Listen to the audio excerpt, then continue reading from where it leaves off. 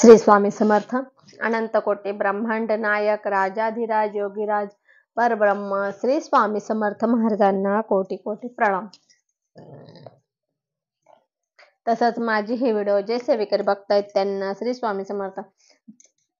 बघा मंडळी, एका ताईने मला मेसेज केला की दुर्गा सप्तशती पाठ कसा करायचा। आता त्याची व्हिडिओ टाकलेली आहे 9-11 कसे करायचे, सॉरी 9 त्यानंतर 14-1-28 पाठ कसे करायचे हे आपण व्हिडिओ आहे, एक माझी जुनी आहे। पण आजच्या व्हिडिओमध्ये आता दुर्गा सप्तशती पाठ कसा करायचा तो बघू। कारण की बरोबर आहे, बरेच जणांना ते कन्फ्युजन आहे, कारण की ग्रंथामध्ये अजून काही पण आहे स्तोत्र आहे, तर हे पाठ कसा करायचा आपण आजच्या व्हिडिओमध्ये ते आणलेले। ते बघा, हा दुर्गा सप्तशती ग्रंथ आहे। हा जरा बाइंडिंगचा आहे, आपल्याकडे छोटा पण आहे, तर हा बाइंडिंगचा आहे। तो मी हाच वाचते, म्हणजे मला चष्मा असल्यामुळे मला हा वाचायला जरा चांगला वाटतो, सोपा वाटतो, म्हणून अक्षर पण मोठं याचं। तर बघा, हा दुर्गा सप्तशती ग्रंथ हा बाइंडिंगचा आहे। आता हा टिकाऊ पण आहे, याच्यात अक्षर पण मोठं आहे, म्हणून मी हा दाखवते आहे। तसं काही हे नाही, तुम्ही तो पण घेऊ शकता, हा पण आपल्या कुठलाही जो असेल तो घ्यायचा। तर हा दुर्गा सप्तशती ग्रंथ आहे। तर याच्यामध्ये बघा, आपल्याला सुरुवातीला जेव्हा आपल्याला पाठ करायचा आहे, तर पाठाचे नियम आपण बघितले मागच्या व्हिडिओला, पुन्हा सांगते। फक्त पाठ काळामध्ये काळं काही घालायचं नाही, परान्न खायचं नाही, आणि जमिनीवर बसायचं नाही, एक चांगलं आसन घ्यायचं।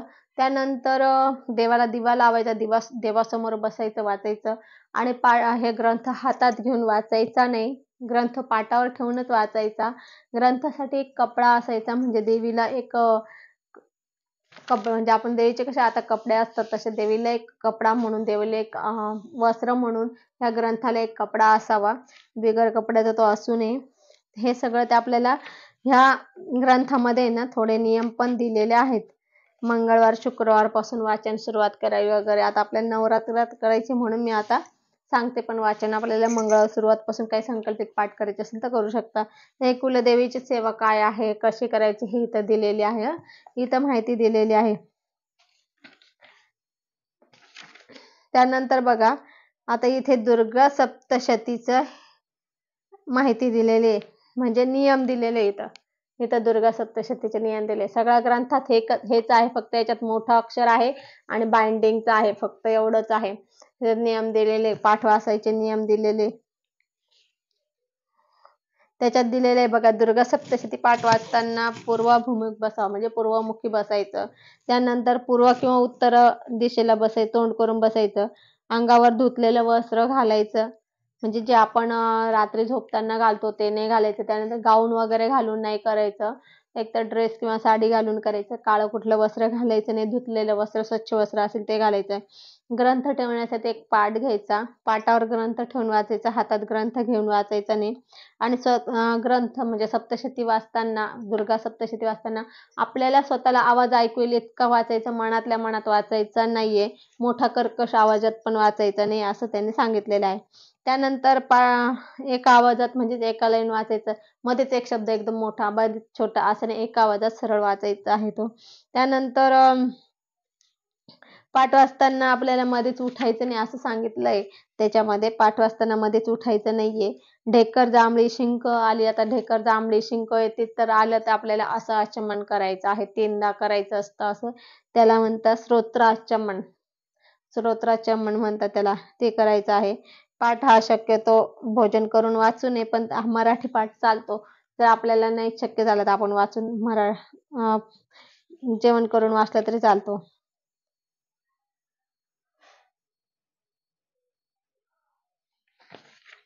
त्यानंतर आता इथे आले स्वामीस्तवन। आता इथे आले स्वामीस्तवन, आपल्याला हे स्वामीस्तवन वाचायचंय।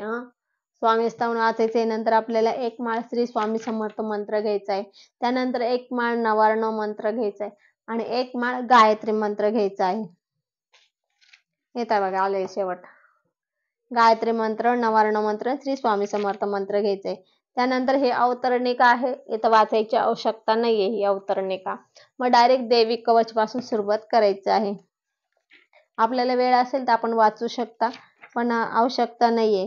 पण जर वेळ असेल तर नक्की वाचा, त्याचे सुद्धा काय म्हणजे आहे ते सुद्धा महत्वाचं आहे, परंतु आजकाल तेवढा वेळ नाही, आणि हे पहिल्यापासून आता हे एक्स्ट्रा वाढले याच्यामध्ये, म्हणून नाही तर पहिले डायरेक्ट दुर्गा देव्या कवच पासून होतं म्हणून आपण ते वाचायला सुरुवात करत होतो. त्यानंतर पाठविधी आहे, मंगलाचरण आहे, त्यानंतर श्री दुर्गा स्तोत्र नामस्तोत्र आहे. तर आपल्याला हे जे आहे ना अवतरणिकापासून तर आपल्याला दुर्गा स्तोत्र नामस्तोत्र पर्यंत जर वाचायचं असलं तर वाचू शकता, नाहीतर डायरेक्ट आपण देव्या कवच पासून सुरुवात करायची. हा बघा आता देव्या कवच आहे, इथून सुरुवात करायची आपल्याला. त्याआधी आपल्याला 5 मंत्र आहे. त्याआधी बघा इथं सुरुवातीला दिलेले आहे 5 मंत्र, देवीचे 5 मंत्र आहे. दाखवते मी तुम्हाला. हे देवीचे 5 मंत्र आहे. देहि सौभाग्य आरोग्यम देहि मे परम सुखम रूपम देहि जयम देहि यशो दे दिशो जय. त्यानंतर आहे सर्व बाधा प्रशमन त्रैलोक्यस्य अखिलेश्वरी एवमेव तया कर्मस्मत व्याधी विनाशनम. त्यानंतर सर्व मंगल मांगल्ये शिवे सर्वार्थ साधिके शरण्ये त्र्यंबके गौरी नारायणी नमोस्तुते. त्यानंतर पुन्हा सर्व बाधा प्रशमन त्रैलोक्यस्य अखिलेश्वरी एवमेव तया कर्मस्मत वैरी विनाशनम.